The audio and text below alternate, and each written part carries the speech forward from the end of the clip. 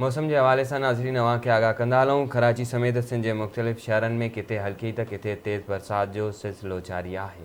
अवां खे आगाह कयूं पिया। कराची हैदराबाद समेत सिंध जे मुख़्तलिफ़ शहरनि में बरसात तबाही मचाए छॾी। दादू, बदीन, वाही पांदी, कशमोर, कढण, खानपुर, घोड़ाबारी, पीर जो ॻोठ में बरसात पई। सिजावल, ठकराठू, टंडो मीर अली, पखो ऐं ॿियनि इलाइक़नि में बि मींहुं पियो आहे। अवां खे अपडेट कयूं पिया। कराची समेत सिंध जे मुख़्तलिफ़ शहरनि में किथे हल्की त किथे तेज़ बरसात जो सिलसिलो जारी आहे। कराची ऐं हैदराबाद समेत सिंध जे मुख़्तलिफ़ शहरनि में बरसात जो सिलसिलो जारी आहे।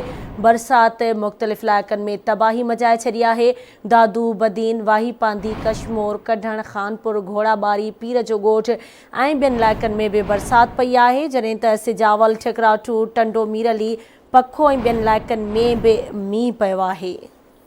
मौसम के हवाले से नाज़रीन अवां खे आगाह कंदा पिया हलूं। कराची समेत सिंध के मुख़्तलिफ़ शहरनि में किथे हल्के त किथे तेज़ बरसात जो सिलसिलो जारी आहे। बरसात पवण सबबि रोडनि रस्तनि ते पाणी बीहजी वियो आहे, जॾहिं त बिजलीअ जो निज़ाम पिणु मुतासिर थी रहियो आहे। हेठियाईअ वारा इलाइक़ा पाणी हेठि अची विया आहिनि, जॾहिं त आम माण्हुनि जी ज़िंदगी मफ़लूज बणिजी वई आहे। अहम ख़बर आहे नाज़रीन अवां खे ॾियूं पिया।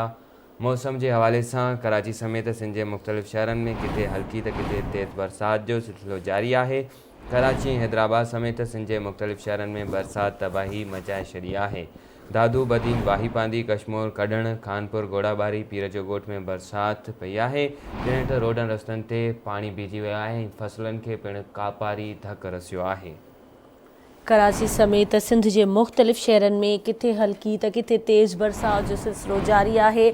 कराची ऐं हैदराबाद समेत सिंध जे मुख़्तलिफ़ शहरनि में बरसात तबाही मचाए छॾी आहे। बरसात किथे रहमत त किथे ज़हमत बणिजी वई आहे। दादू, बदीन, वाही पांदी, कशमोर, कढण, खानपुर, घोड़ाबारी, पीर जो ॻोठ में बि बरसात पई। सिजावल, ठिकराठू, टंडो मीर अली, पखो ऐं ॿियनि इलाइक़नि में बि मींहुं पियो आहे।